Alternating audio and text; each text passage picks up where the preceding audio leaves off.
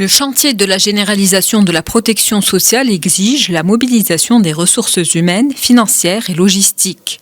Il a été lancé en 2020 sous haute instruction du roi Mohamed VI.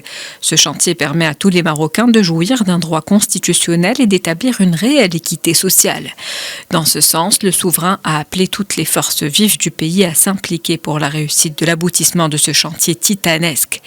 Depuis, les pouvoirs publics s'activent pour sa mise en œuvre. Ce projet mobilise une enveloppe budgétaire de 51 milliards de dirhams à l'horizon 2025. Cette enveloppe est répartie entre l'élargissement de l'AMO, la généralisation des allocations familiales, l'élargissement des bénéficiaires des régimes à la retraite et la généralisation de l'accès à l'indemnité pour la perte d'emploi. Depuis 2021, la CNSS œuvre pour l'immatriculation des travailleurs non salariés et pour opérer le basculement des rédimistes vers l'AMO.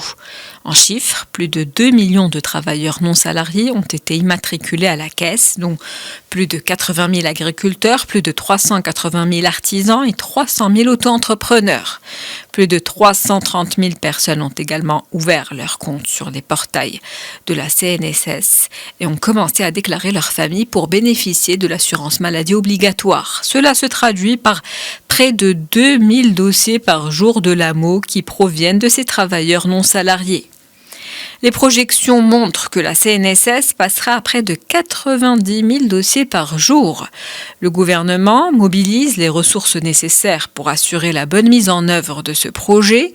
À cet effet, 10 milliards de dirhams ont été prévus en 2022 dans le cadre du Fonds d'appui à la protection sociale et à la cohésion sociale, le but étant de financer les différents programmes sociaux en cours, ainsi que les volets de généralisation de la protection sociale, y compris la généralisation de l'assurance maladie obligatoire.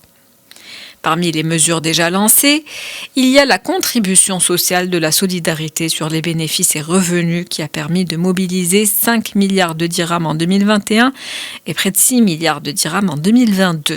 Les recettes générées ont été affectées au Fonds d'appui à la protection sociale et à la cohésion sociale, un fonds qui, rappelons-le, est destiné à financer la généralisation de la protection sociale.